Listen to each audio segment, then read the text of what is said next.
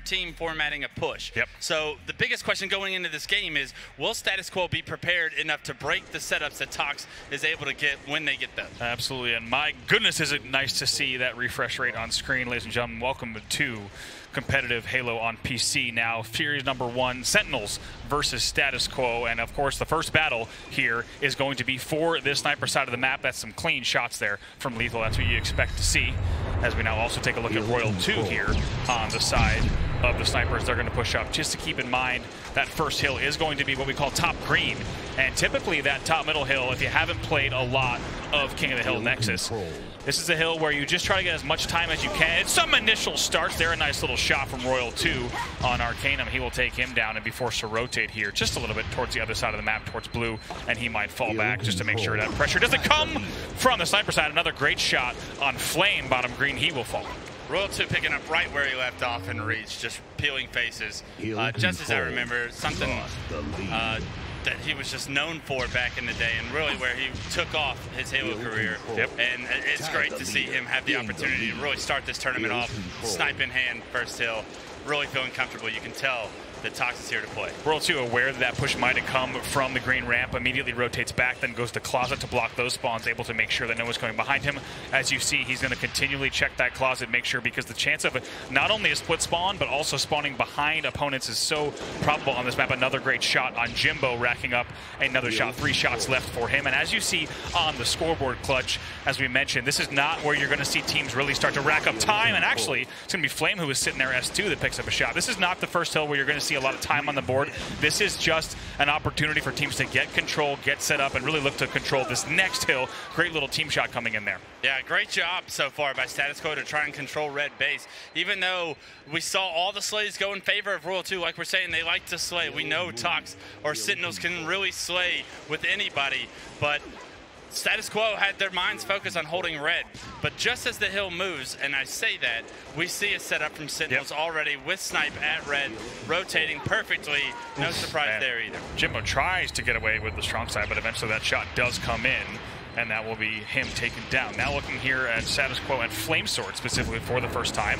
They've managed to keep this close, but like you said, that was a good sign for the side. Actually, some great shots. It's a good sign for Sentinels off the break, because they were able to get that immediate setup. But just on the other side, Status Quo answers back so strong, and this is still just a 10-point game here as we're this far into the match. Right, this next minute and 20 seconds of this hill being at red is going to be crucial, because now it looks like Sentinels is going to have the opportunity to have a full setup. We have a snipe, and Snake Bites hand. One player does go down top gold, but if Sentinels is able to hold this setup, this could really get out of hand in this second hill for Status Quo. Absolutely. Now, still snipe in hand, just watching that S2 angle, and in a moment like that, Snake Bites, great shot there as he pivots to that top green angle. At moments like that, 4 dead, as you just saw him check the back button, still 4 dead, but unfortunately as APG gets taken down, doesn't equal a lot of time. That means that Snakebite's going to have to be the one that actually pushes up, because his team does get spawned in the opposite closet. Killing spree, beautiful double there for Snakebite across the map, and that split spawn actually tends to work out for them as they will continue to rack up time. Some great shots out of that sniper rifle. Yeah, even as Snakebite just sniped 2 guys at blue that both happen to spawn behind him, will Tox be able to kind of finish these kills pretty fast and get the next 30 seconds is the question, because Status Quo being killed on the blue side of the map was going to spawn on the red side. Snakebite did his best to kind of block that. APG with the big win, but Status Quo now able to get some time and really manage this deficit that they're having a little bit better than hopefully probably Sentinels thought that they would be able to, given the hot start from Royal 2 and Snakebite with the snipe. Arcanum goes for the Hail Mary with that shot. He's unable to get that kill, so he will be taken down. So we take it back at Lethal. Only 1 shot left in that sniper rifle. Going to want to reload that DMR at some point too, making everyone a little bit nervous here as he's going to pop up, see if he can find a face on the opposite side here at blue.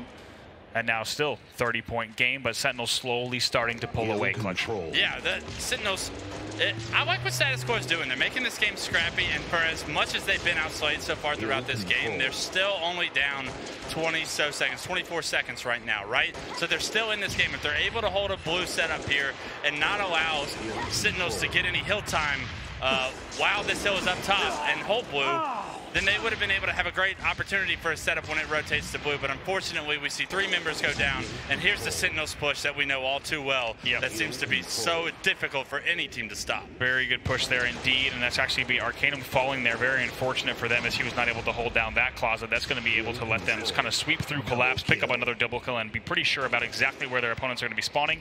And now things are finally really starting to look strong for Sentinel. Snakebite going to check up top base again and just continue being a pain. He knows they're spawning closet. Some great shots from him. Eventually he will fall, however, not before they gain a 74-32 lead. Yeah, APG being a little bit too slow right there to try and block the spawns back blue, and just as that happens, Status Quo spawns there and now has a real opportunity to buy time. I want to see Status Quo survive over here at blue and really give themselves an opportunity, but it's the rest of Sentinels is just so quick to follow up on APG going down over there at blue and really focusing on holding what the hill is rotating to here in 30 seconds. And this is exactly what you don't want to see if you're a Status Quo fan. Snakebite with another sniper with control of the base that the hill's about to move to. Right, as we said, as long as the 2 teams that are on each side of the stage are respectable, this is not a game type where you're going to see a team kick off with a bang with a 60-point lead or something like that. So honestly, it was a sign of things to come to see that Sentinels did have that 25-30-point lead after the first 2 hills.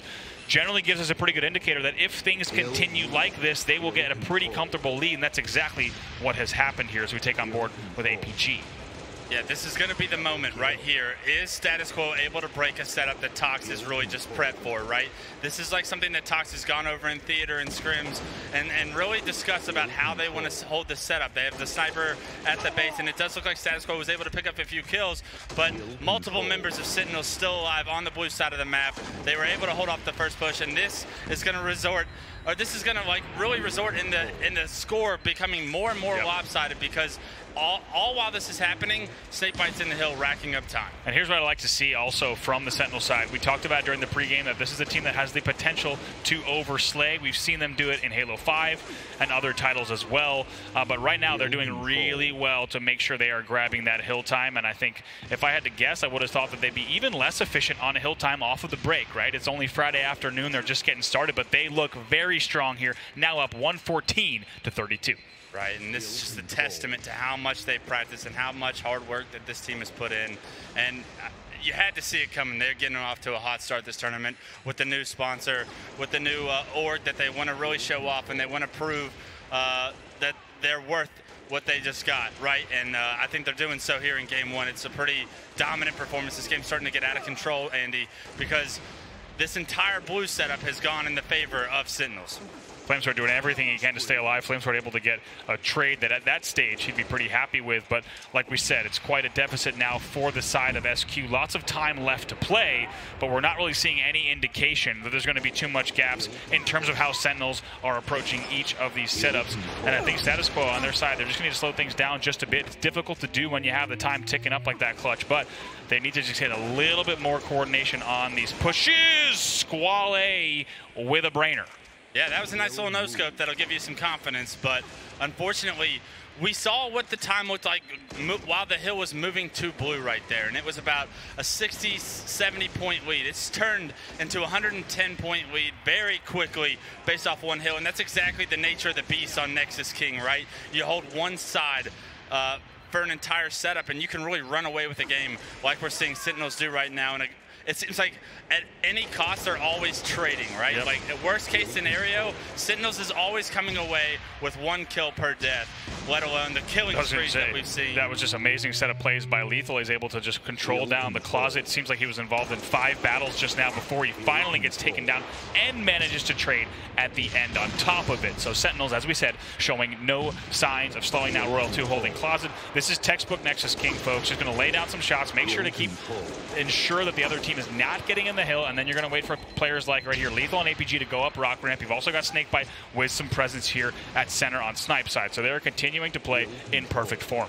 Yeah, my favorite thing that Sentinels is doing so far throughout this game is they're not like, they're getting top hill control when they can, but they're not forcing it. They're not figuring, like, they're not giving up everything of what it takes to get these 10, 15 seconds in this top hill. What they will do, if you take a look at your clock, every time the hill is within a minute of rotating to one of the sides of the bases, they start to overwhelm that side, and they really start to get control in order to set up for that next hill, because it's these side hills that are so important when racking up a good lead, and we've seen that in this 150 to 41 deficit.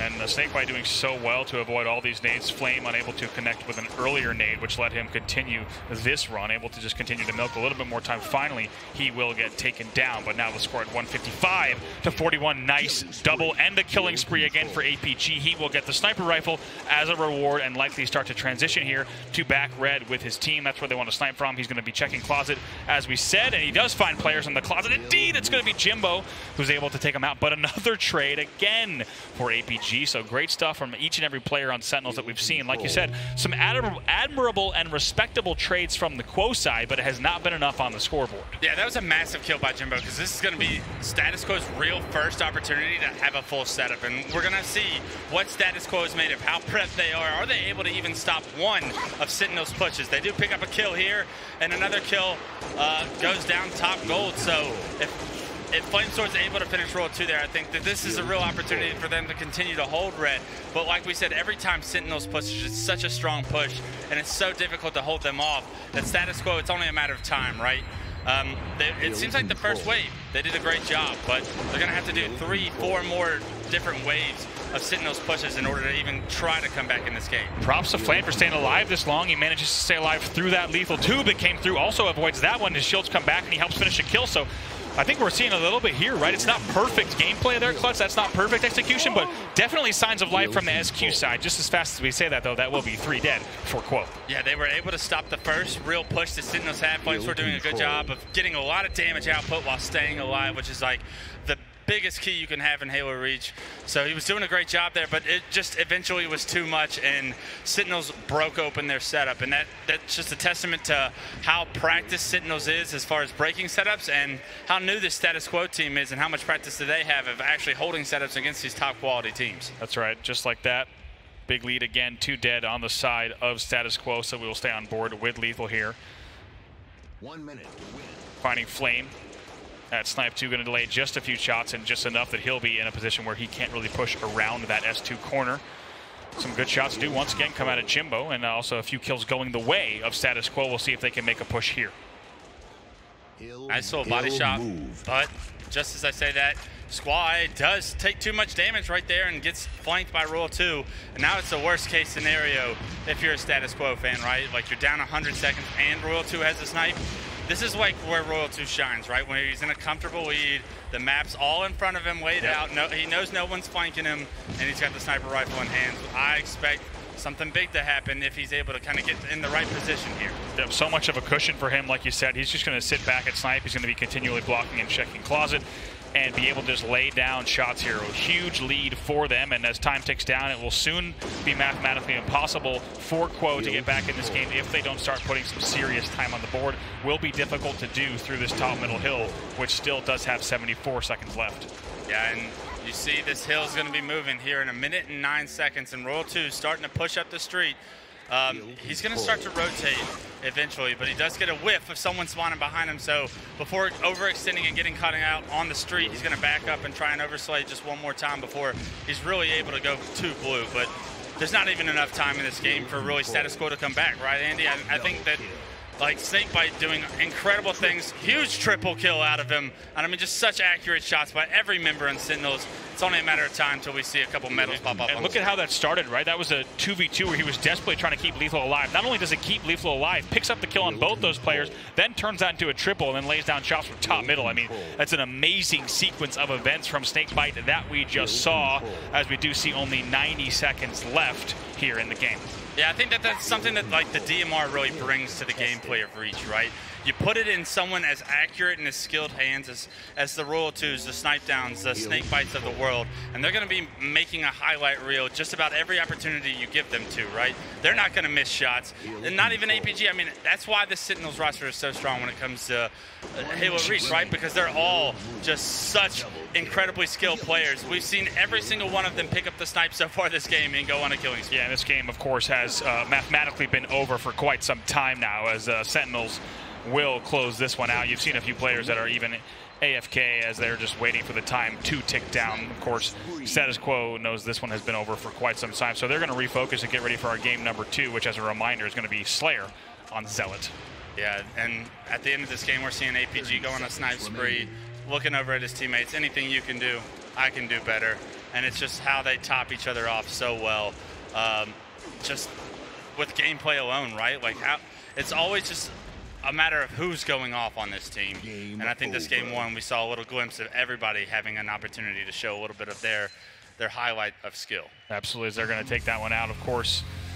Not too much fanfare, as you'd expect, on their side. Not only really regardless of the scenario and situation in which they close out these games, usually just 4 focused players on the side of Sentinels. That's usually what we see, and that's what we're seeing here. Of course, Clutch, no exception from them. A pretty comfortable game for them. I think, of course, Nexus King, a game type where you have to get a little bit of control, but once you do, you're able to kind of rally just like they did. Yeah, I think that that's just a testament to Sentinels and who we know them to be, right? We know them to be a strong setup-oriented team, so Nexus King is typically going to fall as a great game type for them because it's all about setting up for this next rotation and holding that.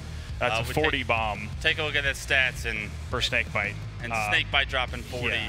APG right behind him with 36. Huge and then numbers. Everybody plus double digits basically on the side of Sentinels, and that's exactly how they want to make their Sentinels name known starting this tournament. And absolutely, and also I think one of the great things to point out, like we talked about, there was not really any time where they were overslaying without being objective efficient. If you take a look at this best of 5 here, Sentinels does close out game number 1, King of the Hill on Nexus, 250 to 101. As we said, game number 2 is going to be Slayer on Zealot. We're going to get into that in just a moment, but Clutch, I'd say we did not really see any moments where there was a lack of objective efficiency from the Sentinel side, which is great to see. They could have played, for example, they could have closed that game out 180 to 101. They could have played that a bit different, but they made sure to close it out with a score of 250, and I think it showed in their gameplay that they're really focused on efficiency. I think they've always been knocked for like not being able to get 250 seconds of time. Certainly. Like in Halo 3, like that was always like a stigma against their team. Like they're not, like, why can't they like max out against some of these teams that they're steamrolling in the Slay department, right?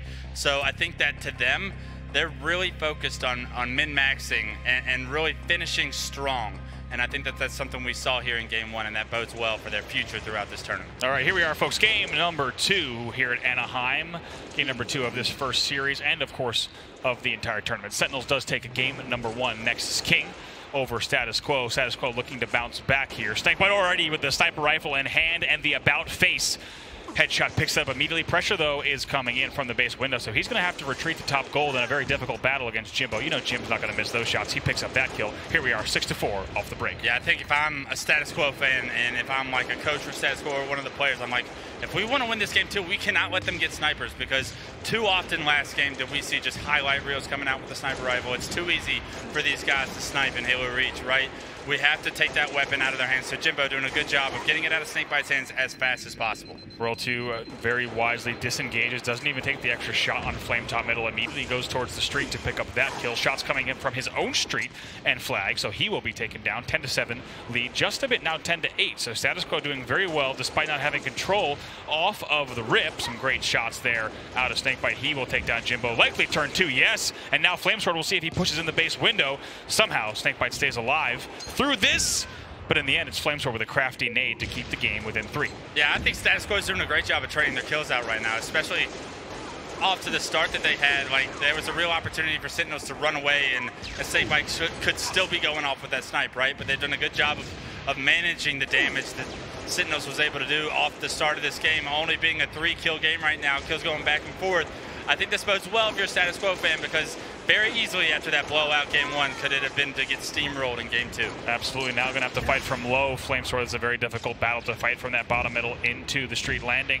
21-15, so just as fast as we say that, it's a big swing of kills for the Sentinel side. And this is a moment, if you are a Quo, you have to slow the game down. We're just about at the halfway point for the side of Sentinels. And right here, if they continue trading at this disadvantageous pace, if they continue letting kills go 2 for every 1, they will lose this game very quickly. They have to slow down now. I'm worried if they slow it down, though, because like I said, like Sentinels is the kind of team, like if they can read an entire situation perfectly, they're going to make the right plays in order to kind of dissect you and break you down and really just beat you like how they know they like format can and how their strategy wants it to. So status quo, you got to somehow keep the game in your favor as far as what the pace looks like. I know that this pace right now has resorted in the 31-18 scoreboard, so obviously it's not going in your way, but you got to get Sentinels on their heels somehow without really, I fear that if you slow it down, it's going to get ugly. That's a killing spree for Snakebite as well, and I think absolutely clutch, like you said. It's a very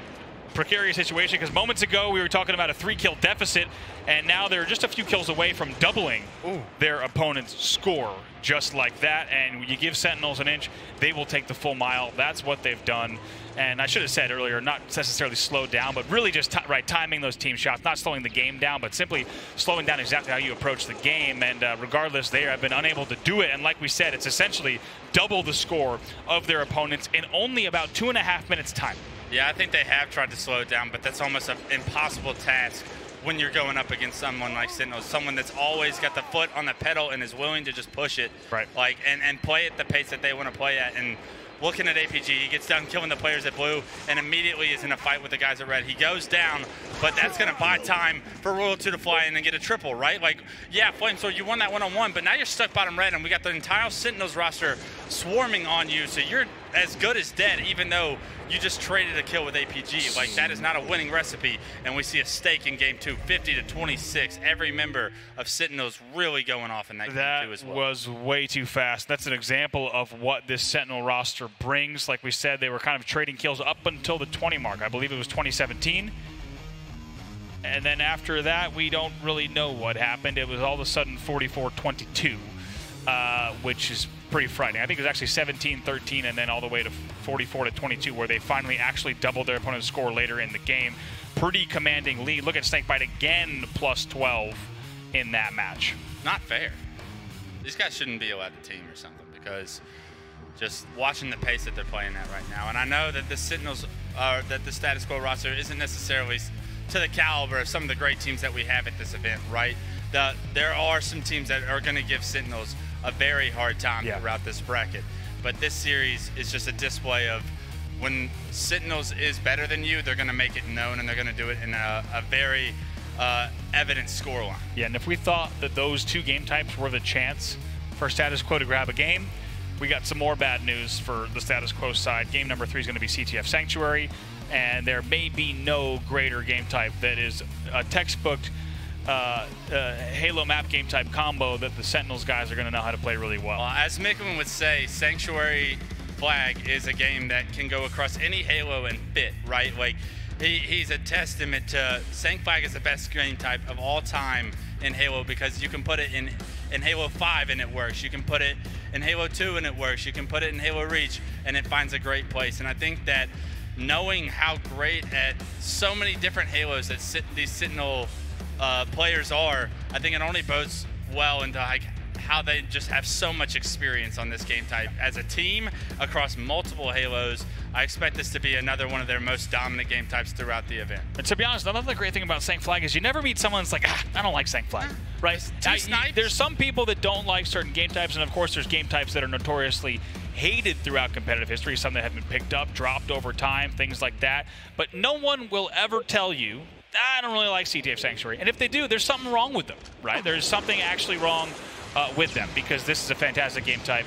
But you never would hear that anyway. Here we are now, game number 3. Sentinels up 2-0 over the status quo side, and they are looking strong and kicking off this event, the first event under the Sentinels banner, with a bang. If I had $1 for every time I got to see Royal 2 get a headshot with Snipe on Sanc, like, I would be able to retire here and now, because the amount of clips as I was a teammate of his that I saw that this player do in situations just like this on Ring 3 were insane. So this is a great opportunity for us as viewers to kind of have a show put right in front of us, because Sentinels is setting up Royal 2 to really go off right here.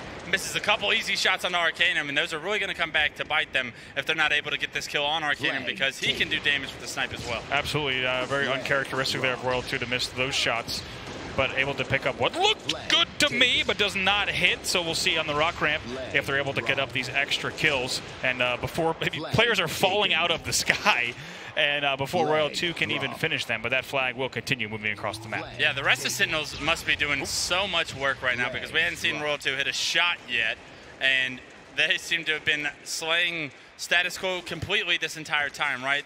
The flag player does go down, but Lethal doing a good job coming back with it and getting that first cap here in the first minute and 30 seconds of a game. It's not often you see that on the game type of Sank Flag in Halo Reach, especially without the sniper going off. Oh boy. So that's just a testament to the rest of Sentinels and how strong they're playing. Look at the timing there from Snakebite to time that exactly when Squale was throwing that grenade, gets the extra 2 shots. That's going to be 3 dead for Quo once again. And APG will do what he does best, gets in his opponent's hut, and he will stay alive as long as he can. In the end, it takes 3 players from Quo to take him down. So it's props to Status Quo for prioritizing that APG kill. Lethal, though, on a killing spree, as well as they have already have that first flag in about, only took them about 1 minute earlier to do that. Yeah, it was pretty incredible. And like, to the testament of Royal 2 not even having to land a ton of shots for them to get that first cap really bodes well for their future, because if he's hitting those shots, it's going to be only easier for them to get the second and the third cap, right? You see multiple members go down of Status Quo in the rocks, and Royal 2 here in great position. Lethal getting a no-scope, staying alive, and picking up the kill. He knows players are going to be spawning on him because they just died in the rocks.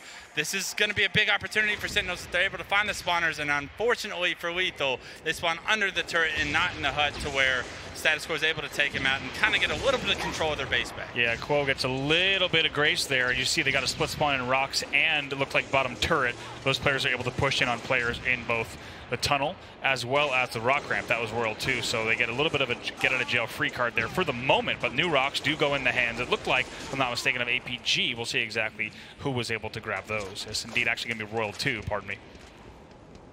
Yeah, Royal 2 figuring that if he can't get kills with the snipe this game, why not choose the rockets? They're a little bit easier to use in Reach, and he's going to want to outperform his teammates here. So this is a great position for him going under the turret. I really like this decision to not have the rockets out there, knowing that Status Quo is going to try to overextend here. So if I can get some shots and then push in, this is going to be the bread and butter of what you want to do. But unfortunately, he gets averaged by the players in the back rocks, does go down without picking up a kill. His teammates really weren't there at the time to finish those kills. Status Quo doing a great job of playing defense there and really not going down 2-0, which could have easily happened if Royal 2 is able to get a few kills with those rockets. Yeah, very un-Sentinels play that we just saw. You do expect those kills to be converted on. In the end, it's going to be Flame that does get the rocket launcher. 1 rocket left, going to clear out Royal 2 off of Ring 3. And he will fall as well. So now looking at Arcanum, checking around the bonfire, seeing what he might be able to find. You have to think on the Status Quo side, they're happy that they have to have defended that last potential push, now keeping the game within 1. And, you know, if I had to put numbers on it, I would have said that you might even have seen Sentinels up by 2 at this stage. So Status Quo, once again, showing that they're able to hang with Sentinels in this game type, but they're going to need to do a lot more than just play defense if they want to get a flag, let alone a win here. Yeah, I don't really like what we saw to Status Quo there, and I'm not saying that I have the answer for you, because I know that this is a difficult algorithm to try and break the Tox's base. But I wanted to see them try and push past Ring, and it seems like once they got to Ring, they really didn't know what the next step was right there. And Sentinel's able to slay out, pick up a few kills, and if Lethal's able to stay alive while the rest of his teammates push in, then it was going to be an opportunity. But Status Quo doing another great job of playing defense, and like we said, Sank Flag has been across multiple Halos, and a lot of Status Quo has experience across multiple Halos, so this is also going to be a strong game type for them, potentially, because of just their pure experience on a map and rotations of how Sank Flag works. Certainly, and we did see some more great trades there, specifically Arcanum able to get that trade from the rock ramp. Not an easy trade to get when you're fighting from those back rocks. And then we also saw some great nades also that forced Lethal, but just as fast as we talk about that. Royal 2 picks up a triple from the back rocks. He also has presence on turret. That should be lethal, pulling and likely starting a rock run pretty soon. You see Royal 2 sitting far back in the rocks, continue to block those spawns, and now you're going to see some hut and court spawns. I believe Royal 2 should continue this run, but a player pushes in. That's Flame from the pillars. Somehow Royal 2 still staying alive. Can he get the health? He does. Maybe continue this run. Now also sees them spawn rocks, and my goodness, you do see now Status Quo just holding on for dear life as we cross this 5-minute and 30 mark in the game. It all started with the kill that Jimbo got on the flag carrier right before the flag carrier was able to get it off the health pack, right? If Jimbo doesn't get that kill, that second cap is going in, but because he was able to spawn first and pick up that kill quickly, it shut down the entire cap that Sentinels was trying to run. Unfortunately for them, the onslaught of Sentinels push is still going on, but Jimbo doing a great job to buy his team a little bit of time. Flame will go down in the court. We'll see if Flame can stay alive here. Oh my, with a quick rocket against the ring wall. He's going to take down APG. Finally, he will fall, though, so maybe we're going to see a pickup from Rockets, and that flag will be reset. But Status Quo does get the flag all the way to court, and a moment of control here. So keep in mind, here in Reach and Sank Flag, we have a 30-minute game time here, which means we do have until the 15-minute mark of regulation. Now, if Quo is able, if the score stays the same and Status Quo is able to get a flag on the board, we will go to sudden death overtime through the gap. A nice double kill there on Jimbo out of Snakebite. Can we just talk about Snakebite's awareness right there? For him to know that somebody's in his spawn and to casually be able to spot him, know exactly what route he's going to take the ramp up into ring 2 and casually just 5 Flame there, because if Flamesword's able to get behind them, this is not happening right now. Snakebite is dead with the snipe, and Flamesword now has a snipe in ring, but because Snakebite has so much awareness right there, he was able to kind of sniff Flamesword's flank out and pick up a huge double, which is going to result in this flag run and Sentinel's potential opportunity for a second cap. Absolutely. Lethal does cross the halfway mark. He will be going pillars. Actually decides to go here through the tunnel instead. Now going to move this flag, and it looks like he's not going to have any pressure coming in. He does have a player die, so I think he's going to fast run this right in. Yes, indeed, does not take the risk. Right away gets the flag in. 3 dead, but he ran it so efficiently that they will go up 2-0. What we just saw, actually, Clutch, I'm sure you noticed it as well, was the side of Sentinel saying, you know what, we don't really want to take our time with these runs. We're going to march up through the bond, straight to the flag ramp, get some kills, and even if we don't have the exact numbers we want, we're going to run the flag, and it immediately pays off for them. They put the second flag in. So, if based on what the results they just got, I think we're going to see them try to finish this game even faster because that flag did go in so fast. Oh, 100%. I think that cap really all spiraled from that double that Snakebite was able to get, right? And all it does is take one of these Sentinel players to really make a play, a quick kill, double kill right there, and they're able to kind of capitalize it and turn it into an entire flag cap. It's going to be so much harder for other teams without that kind of skill level of each individual player to be able to cap flags that easily. But Sentinel's making it look so easy with the quickness and the amount of work that it seems like they have to do just seems so much less than what other teams are going to have to do, like Status Quo, in order to get a cap against a team like Sentinels. World 2 with lines of sight into rock ramp and flag. One of the greatest things, as we've talked about, the history of this game type is you see the nuance of the angles that players are looking for. They're so aware of little gaps that you will have when challenging from ring 3 through the windows into different parts of the map. Or like we just saw, challenging from that turret rock all the way to bond. You get to see a lot of high-level play immediately, even though we haven't seen this game type played in quite a long time, just because it all comes back so quickly to these players. Pre-rocket does not hit from Snakebite. Second one will. Flamesword goes down here as we hit the 21-minute mark. That means we have 6 minutes left in regulation. Yeah, and here comes Snakebite up the flag ramp with the Rockets. He's going to get the flag to TJ on his screen. That's going to be lethal running it, and this is a great decision by him to kind of slay, because he knows he still has 1 rocket, and if they kill the player in courtyard, which they do, this is going to be a cap potential for Sentinels to try and end this game, in this series. Lethal does go down across the map, and it looks like another unfortunate spawn for the members of Status Quo, really on the snipe side of the map, that were able to stop that cap. That probably shouldn't have happened if he had gone. But just as I say that, Roll 2 somehow getting a kill, getting a touch is going to keep this alive, and now it's going to be pure chaos on who can get the kills, and does Sentinels decide to try and still cap this flag. Snakebite boldly flies into ring and then tries to get a touch. Can APG get a touch? No, that will be 3 dead momentarily. And looks like a hut spawn. That should be a flag reset. Yes, you just heard it come through. Might push World 2 as well. It's a good push from Arcanum. They will be 2 dead, though. So Lethal is going to get that sniper rifle, and Status Quo stays alive. Yeah, great job by Status Quo to just barely, by the nick of their teeth, stay alive in this series. And get some air, because right there was a moment where you thought this series was over, right? But a fortunate spawn goes in your favor, and you're able to do what you need to do to stop that cap. But will we see anything come of it? Will they show a little bit of life? Because there's still plenty of time left in this game for them to make enough plays to tie this game up 2-2 and take it into overtime.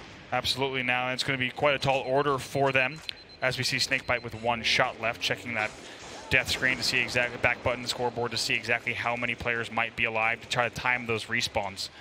Here, just about 4 minutes left in regulation, and to be honest, on the Sentinels side, they are going to continue playing the exact way that they're playing. You know that Lethal's hyper aware of Squall A being in his back hut, and now that's why you see Snakebite here focusing as well. He's going to be certainly letting APG know that not only does he have rock presence coming, but someone on the flag as well. Beautiful shots out of Snakebite to stop that rock push, and now they should be able to get out of this pretty easily. APG picks up the Squall A kill. They make it look too easy. Look at the way that they just prioritized those 2 players in their base. Beautiful play in that 2v2.